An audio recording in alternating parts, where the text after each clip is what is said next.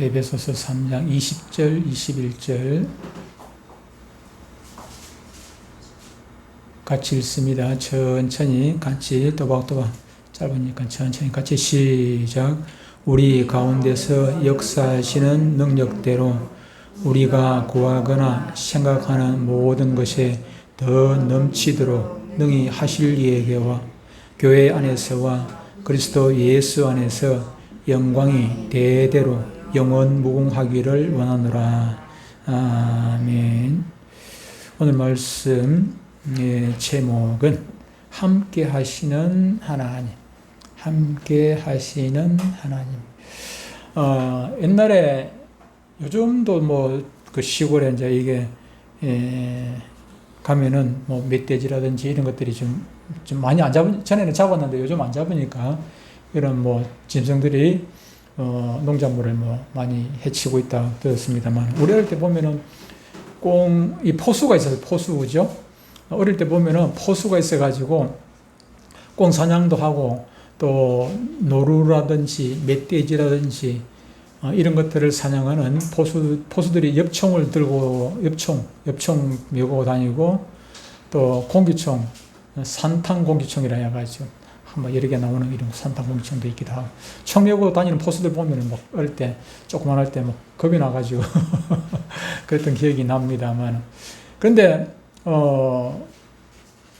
꽁 사냥을 하지 않습니까? 꽁이 그때도 우리 어릴 때도 꽁이 많이 있었는데, 이 꽁들이 보면은 이게 사냥을 하게 되면 사람들이 가면은 공중으로 이제 싹 날아올라가면은 포수들이 이 사냥하기가 수월해요. 그죠? 잘 보이니까.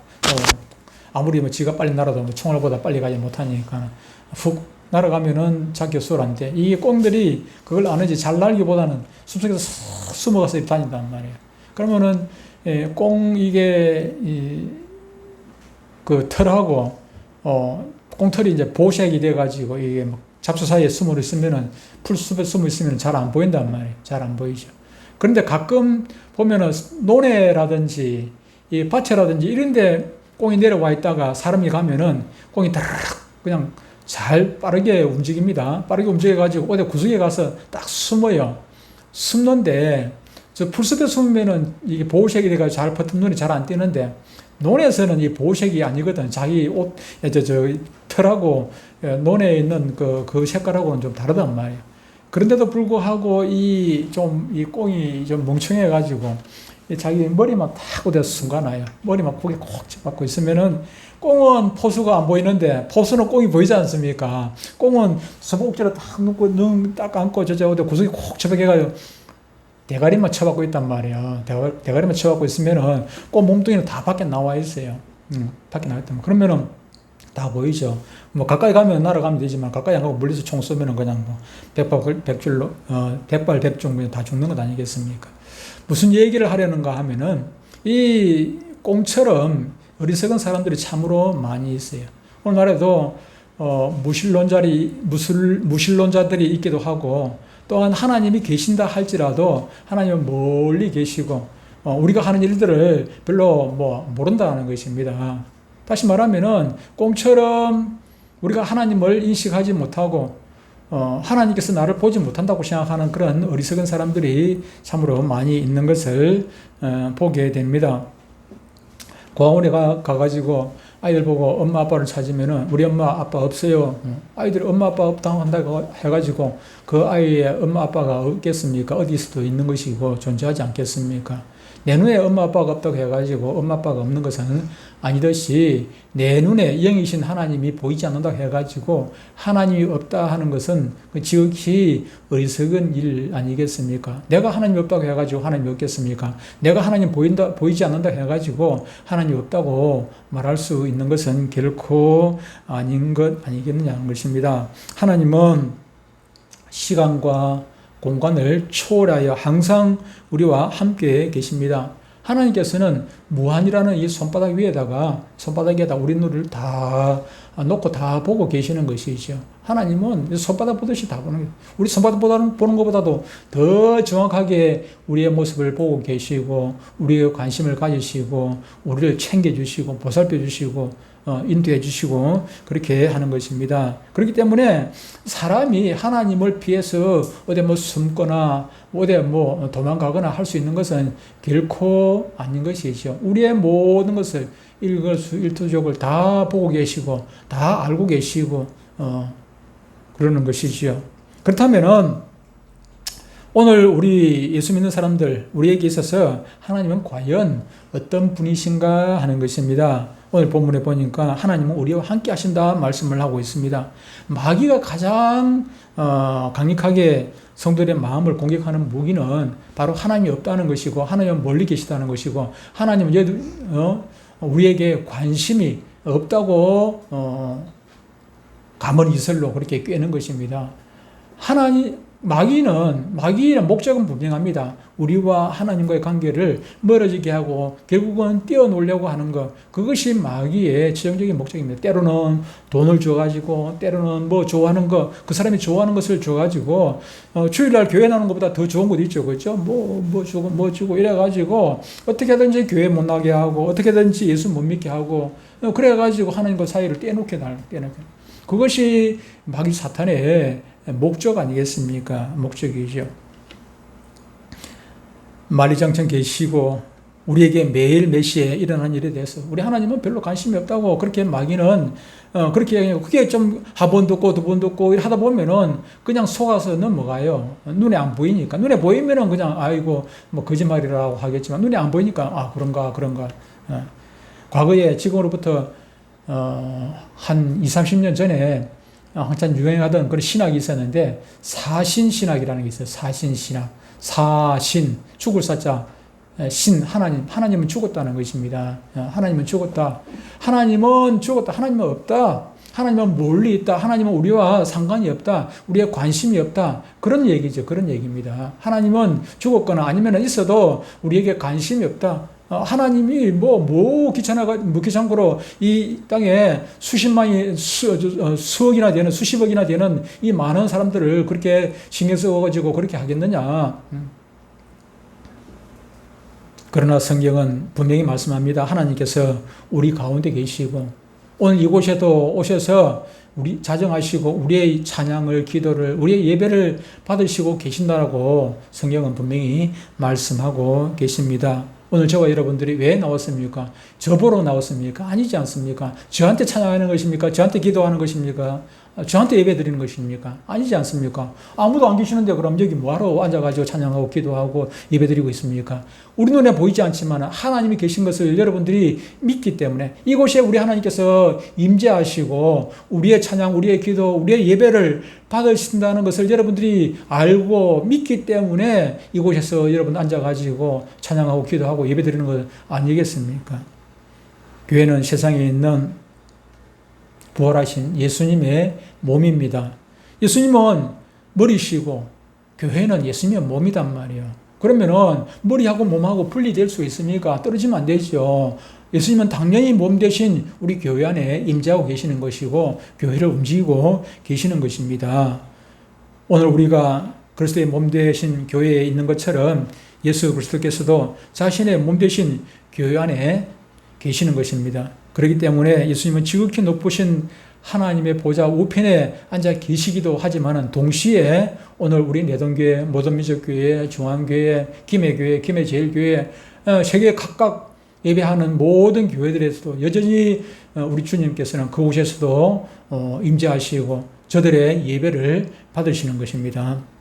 마태복음 18장 20절에 이렇게 말씀을 하고 있습니다. 두세 사람이 내 이름으로 모인 곳에는 나도 그들 중에 있느니라. 그렇게 말씀하고 있습니다.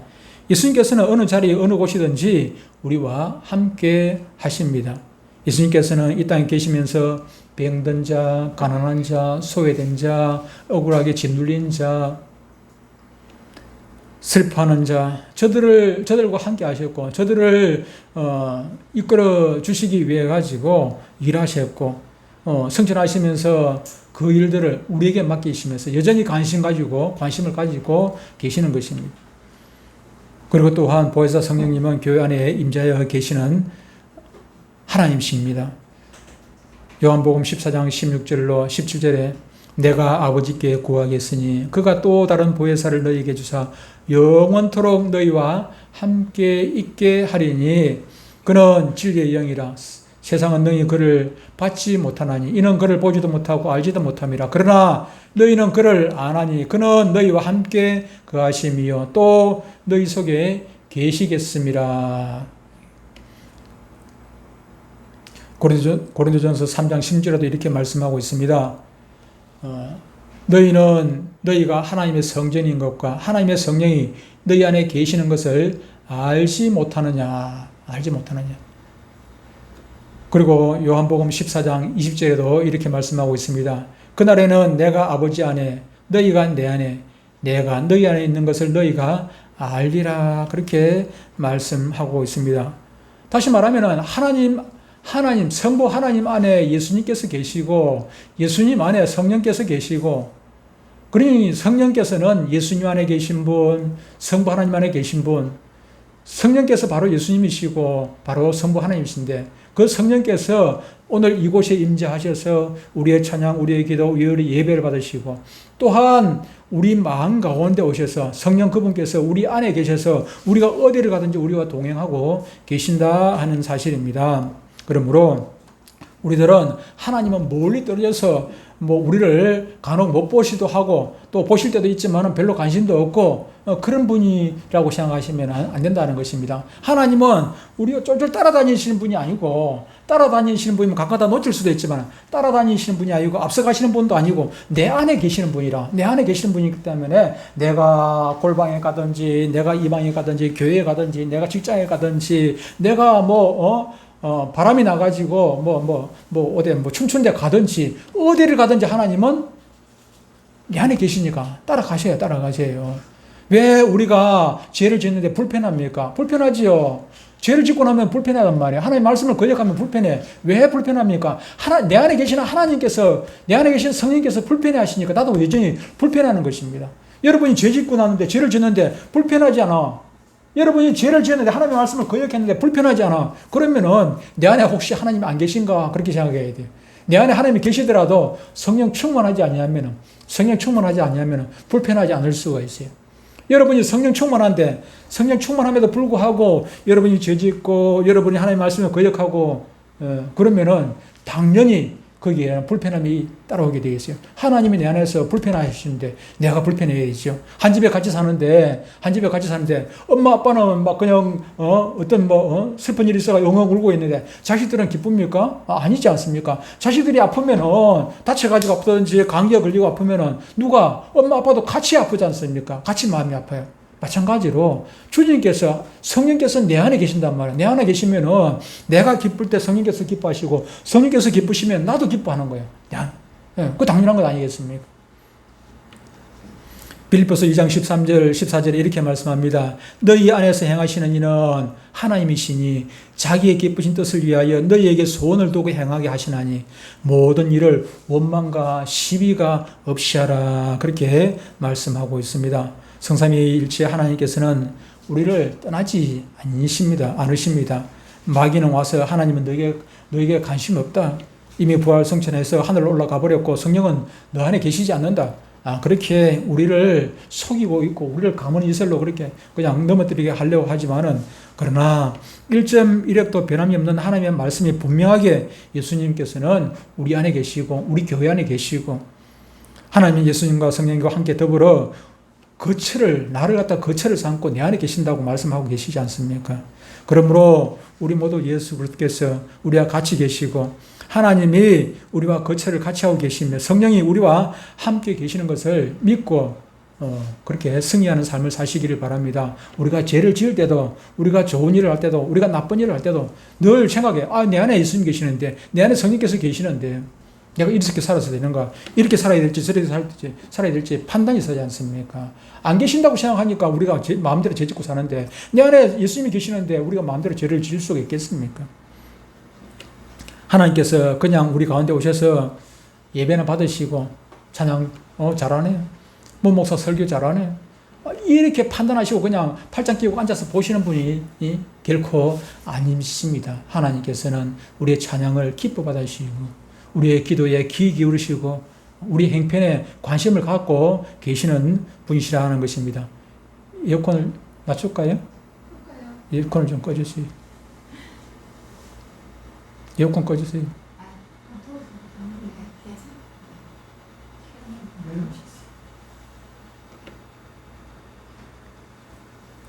하나님께서는요, 관심. 사랑하는 자식들 아닙니까? 자녀들 아닙니까? 우리가 자식들을 표현할 때, 배 아파 낳은 자식이라고 표현하셨습니까? 배 아파 낳은 자식이라. 하나님 그보다 더 해요. 그보다 더 큰 고통 가운데 저와 여러분들을 자녀 삼으셨어요. 예수 그리스도를 십자가에 못 박기까지 우리를 사랑하셨어요. 배 아파 낳은 정도가 아니라 그 말입니다. 왜 관심이 없겠습니까? 늘 우리가 하나님 앞에 관심이 없을 뿐이지 하나님은 여전히 우리가 어디서 무엇을 하든지 우리에게 관심을 가지고 계신다는 사실을 여러분들은 기억을 해야 합니다. 우리가 하나님의 사랑을 어찌 알겠습니까? 얼마 전에 우리가 말씀을 들었습니다만은 하나님의 우리 육신을 가진 우리 인간의 눈으로는 하나님의 그 사랑의 깊이와 높이, 넓이와 길이를 도저히 측량할 수가 없는 것입니다. 없는 것이죠. 하나님께서는 이런 큰 사랑으로 우리 가운데 예배하시는 하나님으로 역사하고 계시는 것입니다. 고린도전서 2장 9절에 이렇게 말씀하고 있습니다. 기록된 바 하나님이 자기를 사랑하는 자들을 위하여 예배하신 모든 것은 눈으로 보지 못하고 귀로 듣지 못하고 사람의 마음으로 생각하지도 못하였다 함과 같으니라 그랬습니다. 우리 가운데 역사하시는 하나님은 우리의 과거, 현재, 미래를 다 알고 계십니다.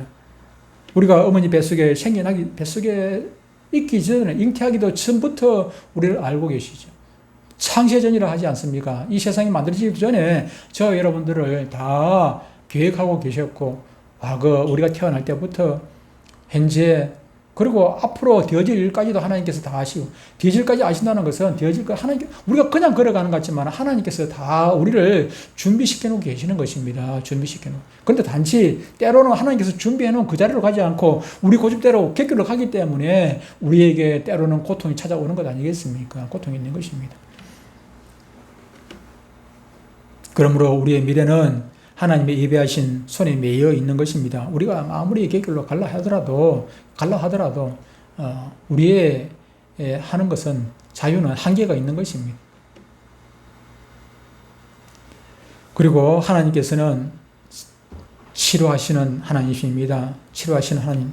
야고보서 5장 14절로 16절에 보면은 너희 중에 병든 자가 있느냐 그는 교회의 장로들을 청할 것이요 그들은 주의 이름으로 기름을 바르며 그를 위하여 기도할지니라. 믿음의 기도는 병든 자를 구원하리니 주께서 그를 일으키시리라. 혹시 죄를 범하였을지라도 사하심을 받으리라. 그러므로 너희 죄를 서로 고백하며 병이 낫기를 위하여 서로 기도하라. 의인의 간구는 역사하는 힘이 큼이니라. 그렇게 말씀을 하고 있습니다. 임자에 계신 성부, 성자, 성령, 삼위일체 하나님은 치료하는 하나님으로서 우리의 영과 마음과 몸을 치료하기 위해서 우리의 정성 어린 기도를 받으시고 역사하여 주는 것입니다. 그래서 우리가 서로 16절 말씀처럼 의인에게 간구는 역사하는 힘이 크다. 우리가 서로 기도하라는 것 아니겠습니까? 그러므로 너희 죄를 서로 고백하며 병이 낫기를 위하여 서로 기도하라. 서로 기도하라. 서로가 서로를 위해서 그렇게 기도해 주는 것 중요한 것입니다. 하나님의 사랑은 너무나 강하고 끈끈하고 질기고 끝이 없기 때문에 그것을 통해서 우리를 사랑하는 그 하나님의 사랑 안에서 어떠한 능력도 결코 우리를 끊을 수가 없는 것입니다. 그 놀라운 사랑, 우리가 때로는 하나님의 손을 하나님의 손을 놓을 수가 있어요. 그러나 하나님이 여전히 붙잡고 있으니까 우리가 도망갈 수가 없지요. 우리가 따로 떨어져서 분리돼서 나갈 수가 없는 것입니다. 하나님은 우리와 같이 계시고 우리가 죽을 때도 우리 같이 계시고 죽고 난 다음에 끝입니까? 아닙니다. 영원히 저 천국에서 새하늘과 새 땅에서 영생 복락 누리며 우리는 같이 살게 되는 것입니다. 인간에게 육체적인 최후는 바로 죽음인데 하나님이신 그리스도께서 직접 사람이 되어 오셨으며 죽음 중에도 가장 고통스럽고 괴로운 십자가에 못 박혀 죽는 그런 고통을 통해서 죽음을 우리 주님께서 직접 체험하시고 죽음을 극복하시고 부활하셨기 때문에 늘 죽는 자 곁에 오셔서 죽음을 능히 극복하고 이기고 저 영원한 천국에 들어갈 때까지 손잡아 이끌어 줄 수가 있는 것입니다. 그리고 우리 가운데 계신 하나님은 평화의 하나님으로 우리와 함께 계십니다. 요한복음 14장 27절에 이렇게 말씀합니다. 평안을 너희에게 끼치노니 곧 나의 평안을 너희에게 주노라. 내가 너희에게 주는 것은 세상이 주는 것과 같이 아니하니라. 너희는 마음에 근심하지도 말고 두려워하지도 말라. 그렇게 말씀하고 있습니다. 그렇죠. 세상이 주는 것은 오늘 주었다가 내일 뺏을 수도 있고, 세상이 주는 것은 영원한 것이 아무것도 없습니다. 돈이 영원하겠습니까? 재물이, 권력이, 명예가 영원하겠습니까? 영원한 것 아무것도 없습니다. 세상은 변화무쌍한 것 아니겠습니까? 그러나 예수 그리스도 안에서 하나님이 우리에게 주시는 평안은 끝이 없이 온전한 것입니다. 영원히 우리의 마음속에 평안을 가지고 이 요란스럽고 폭풍과 몰아치는 세상 속에 우리는 살아갈 수 있는 것입니다. 이 귀한 예수님의 평안을 가지고 있으면 우리가 무슨 일을 하든지 어디에 있든지 우리는 평안을 유지할 수가 있습니다. 수고하고 무거운 짐진 자들아 다 내게로 오라. 내가 너희를 쉬게 하리라. 나는 마음이 온유하고 겸손하니 나의 명예를 메고 내게 배우라. 그러면은 우리가 쉰다고 말씀을 하고 있습니다. 평안이 우리에게 있다는 것입니다. 평안이 있다는 것. 요한복음 14장 1절에도 너희는 마음에 근심하지 말라. 하나님을 믿으니 또 나를 믿어라.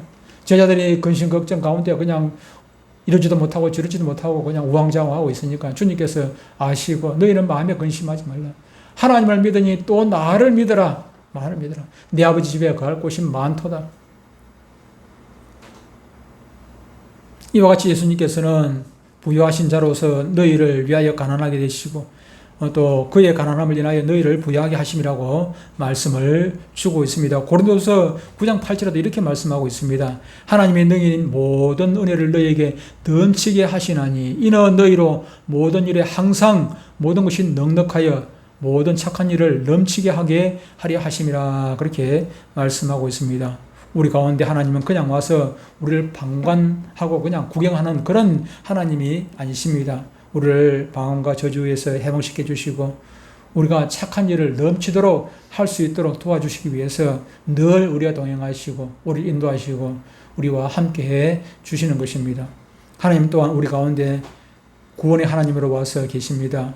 우리 가운데 와 계신 하나님은 저주를 이기고 우리의 마음을 열어 예수 그리스도를 구주로 모시고 구원받기를 원하고 계십니다. 우리가 어려움을 당했을 때 누군가 와서 따뜻한 말로 위로해 주면은 등을 두드려주고 위로해 주면은 우리가 힘이 생기죠. 그 어려움들을 극복하고 이길 수가 있는 그런 힘이 생기게 되는 것입니다.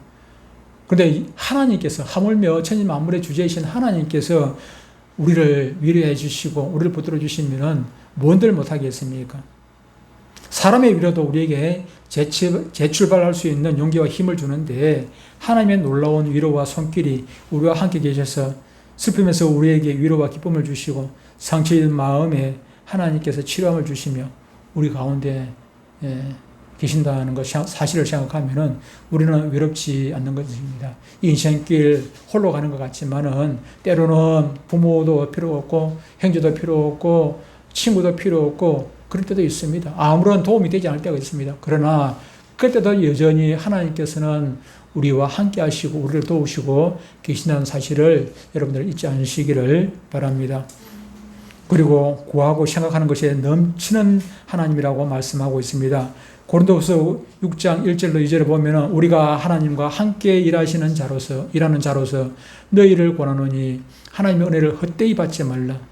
이르시되 내가 은혜 베풀 때에 너희에게 듣고 구원의 날에 너를 도왔다 하셨으니 보라 지금은 은혜 받을 만한 때요 보라 지금은 구원의 날이로다 말씀 주고 있습니다. 하나님은 우리의 기도를 받기 원하시고 긍정적이고 거룩한 생각을 갖기를 원하십니다. 그러므로 우리가 하나님의 도움을 받기 위해서 우리는 마음을 다하고 간절히 구해야 되는 것입니다. 구하라 그러면 너에게 주실 것이요. 그렇지 않습니까? 간절히 기도해야 합니다. 예수님께서 여리고성을 지나가셨습니다. 여리고성 앞으로 지나가실 때 온다는 소식을 바디메오가 들은 것이 아니라 지나갔다는 소식을 바디메오가 듣게 됩니다. 마가복음 10장 46절에 그들이 여리고에 이르렀더니 예수께서 제자들과 허다한 무리와 함께 여리고에서 나가실 때에, 들어오는 것이 아니고 나가실 때에 디모데의 아들인 맹인 거지 바디메오가 길가에 앉았다가 그러지 않습니까? 바디메오가 예수님이 지나가고 난 다음에, 오시기 전에 알았던 것이 아니라 지나가고 난 다음에 예수님을 알았어요. 그래서 그때 막 지나가는 예수님 등 뒤에서 그냥 간절히 불렀던 것입니다. 예수 선생님이여 나를 불쌍히 여겨서. 지나가고 난 다음에 그냥 버스 지나고 난 다음에 손들어봐야 소용이 없지만은 예수님이 살짝 지나갔다고 해가지고 그냥 포기하면 안 되는 것입니다. 그냥 지나고 그러니까 예수님께서 뭐라고 하십니까? 그를 내게로 데려오라 그렇게 말씀하십니다. 저 뒤에서 예수님께 들으십니다. 예수님 등 뒤에도 귀가 있거든. 들으시고 그를 내게 데려오라. 내가 너에게 뭐 해주기를 원하느냐? 예, 눈을 보기를 원합니다. 그의 부르짖음에 예수님께서는 가던 길을 멈추고 그를 만나 주셨습니다. 구하라 하셨습니다. 찾으라 하셨습니다. 두드리라 하셨습니다. 구하는 자에게 주실 것이고 찾는 자에게 찾게 해주실 것이고 두드리는 자에게 열리는 은혜를 주시는 것입니다. 우리 눈에는 아무 증거 아니 보이고 우리 귀에는 아무것도 들리지 않고 우리 손에 잡히는 거 아무것도 없다 할지라도 우리는 하나님만 바라보아야 합니다. 하나님의 말씀대로 생각하고 말씀대로 그대로 시인하고 말씀대로 우리가 행하고 나아갈 때 우리는 언제나 주님과 동행할 수가 있고 주의 도우심을 받을 수가 있고 주의 은혜 가운데 우리는 머물 수가 있는 것입니다. 예수님은 어제나 오늘이나 영원토록 동일하시고 성령은 항상 우리 가운데 우리를 돕기 위해서 일하고 계십니다. 그는 예배하시며 치료하시며 이기게 하시며 평화를 주시며 구원을 주십니다. 깨어 기도함으로 하나님의 은혜를 늘 체험하고 사시는 저와 여러분들 다 되시기를 주의 이름으로 축복합니다. 하나님 아버지